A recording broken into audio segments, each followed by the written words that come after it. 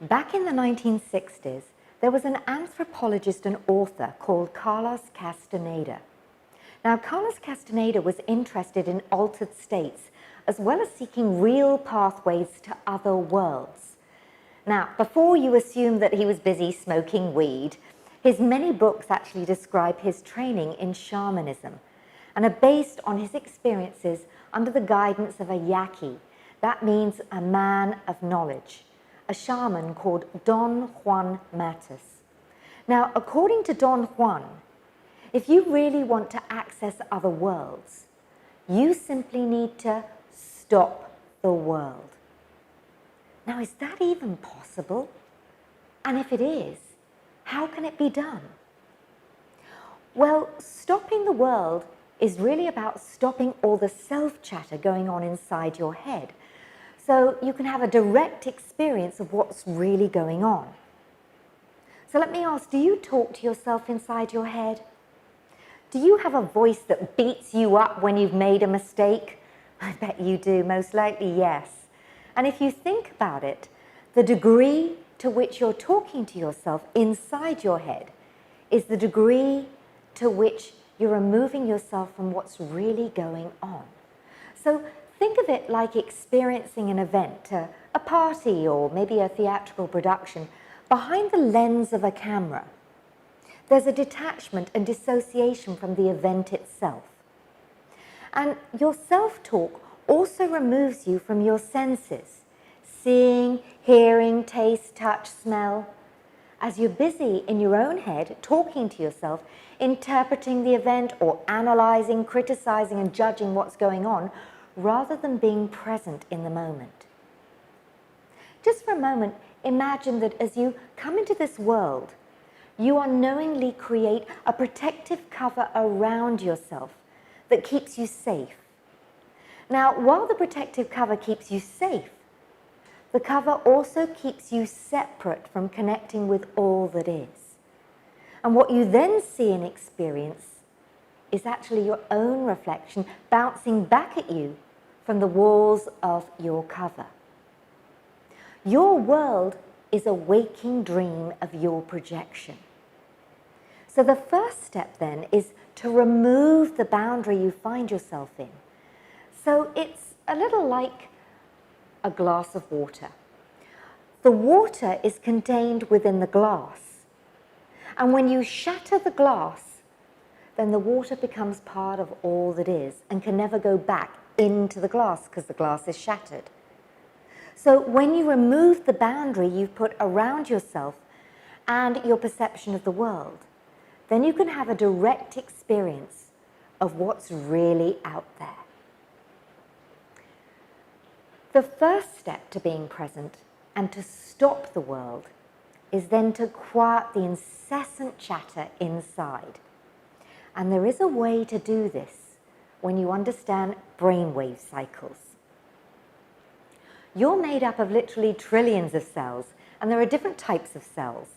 A neuron is a nerve cell that is the basic building block of the nervous system. And neurons are similar to other cells in the human body in a number of ways, and there is one key difference between neurons and other cells. Neurons are specialized to transmit information throughout the body. And these highly specialized nerve cells are responsible for communicating information in both chemical and electrical forms.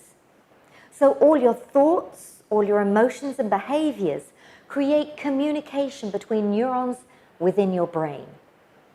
Brain waves are produced by synchronized electrical pulses from masses of neurons communicating with each other, and they're divided into bandwidths to describe their functions.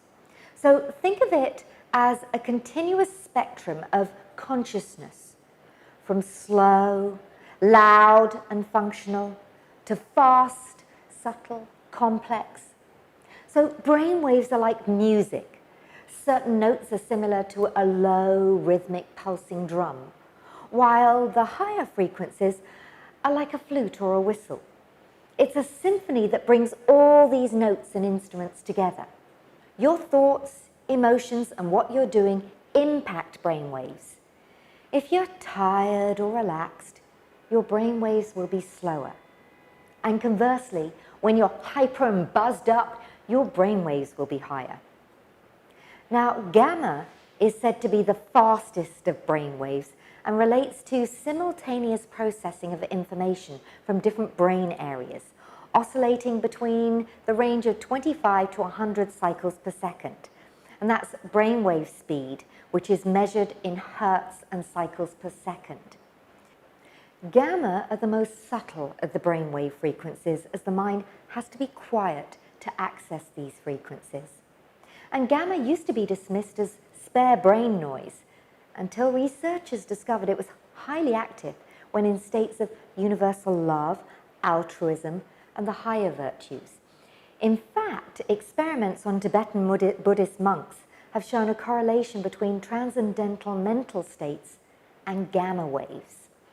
A study done in 2004 took 8 long-term Tibetan Buddhist practitioners of meditation and wired up using electrodes monitored the patterns of electrical activity produced by their brains as they meditated. Now, the researchers compared the brain activity of the monks to a group of people new to meditation. In a normal meditative state, both groups were shown to have similar brain activity. However, when the monks were told to generate an objective feeling of compassion during meditation, their brain actually began to fire in a rhythmic, coherent manner, suggesting neuronal structures were firing in harmony. Think of gamma like an orgasm in the brain, an explosion of sorts that opens up the gateway to expanded consciousness, spiritual growth, and a spiritual high. Definitely a state to aspire to. So remember those times when you've been so absorbed in what you're doing, maybe painting, singing, cycling, writing a book, and in those moments, time, people, and places just seem to disappear, don't they?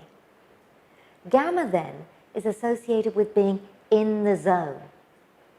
So the key then is finding what you love and doing what you love. Not only that, but when you're doing what you love, as well as putting you in a different brainwave cycle, it creates a certain energy and vibration that's infectious and not only impacts you positively, it impacts others positively as well. The normal waking state for most people, most of the time, is known as beta, and it's around 13 to 40 cycles per second. And in this brainwave cycle, attention is focused on the cognitive tasks in the outside world. It's associated with the fast activity present when we're alert, attentive, engaged in problem solving, judgment, decision making, and engaged in a focused mental activity such as reading, working on a computer, or glued to your mobile device. In beta, the outer world is more important than the inner world. So while you may have been told to pay attention at school to get you back into beta, guess what? It's actually not a very efficient way to run your brain, particularly if you're continually in the higher ranges of brainwave cycles. In fact, it takes a tremendous amount of energy.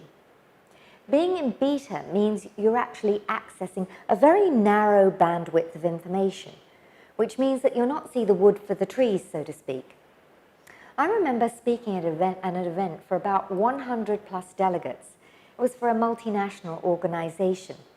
And at one point during the session, I moved into the audience to speak to one of the audience members. Now, I was standing right in front of him with a microphone in my hand, and the whole audience was focused on this one person. Well, he was so busy on his mobile device, he was neither aware that I was standing right in front of him or that the whole audience was looking at him. So beta can often mean that you miss the boat and miss what's really going on around you. And this is what a magician will use to distract your attention if you've watched an expert magician. They'll utilize people's focus to great effects, perhaps making a playing card vanish or other sleight of hand tricks. Now, different information is available at different brainwave cycles. So what would be the optimum state for learning or having a clear mind to do, say, a speech or a presentation? Well, join me in the next video when I'll share the optimum brainwave cycle for being calm, relaxed, and in control.